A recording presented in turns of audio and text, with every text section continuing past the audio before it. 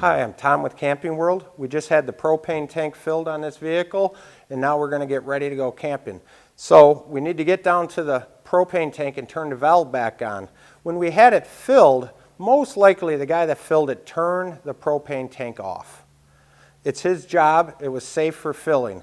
So if your furnace and water heater were working the first time, and now you're pulling away and you realize, wow, nothing's working, it's because the tank is off. So I'm going to show you the proper way of opening the valve and closing the valve when need to be. We're down here at the propane tank. There's a service valve on it. It's so you can turn the tank off and back on. But there is some simple things you got to remember. The valve is designed for holding high pressure gases. So the valve, when it's closed, is all the way closed. That makes sense. But when you go to open a propane tank, there's lots of pressure on the back side.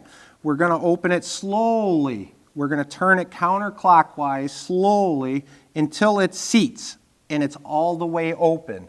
There is never a time you want this valve halfway. If it's halfway, there is a possibility you'll get a little leak out of here. It doesn't happen all the time, but the true way of opening it is open it slowly and all the way counterclockwise until it seats. You don't have to force it, it just has to seat.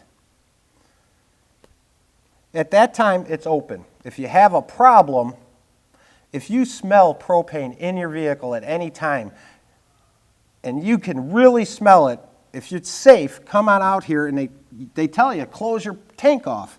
You want to close the valve and seat it.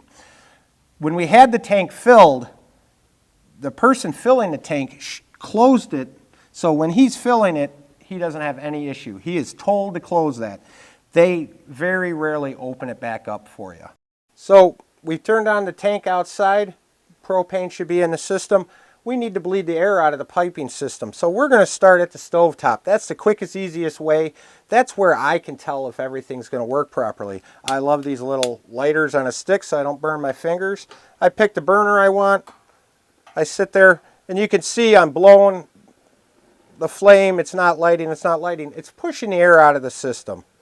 Once we get it to light, we light them all.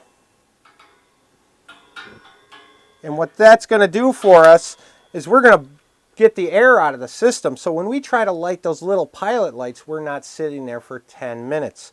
I'm going to make sure they're burning good. I'm going to turn them back off. Then I'm going to go back and light them with the little sparker. If they light with the sparker, we're ready to go. There's not always air in the system. It's when the vehicle's been in storage for a long period of time. You just had the tank filled. You ran out of propane before you had the tank filled. You get air in the lines. We just need to bleed them off. Once we get this top going, now we can go to the small little pilot lights. For example, lighting the fridge, igniting the water heater, and lighting the good old oven. The oven has an old-fashioned pilot. You have to light it with a match, and if you have a lot of air in the system, it doesn't work all that well, so we make sure we get the air out first. So that's how we get the propane system up and running initially. If you liked what you see, subscribe to our channel.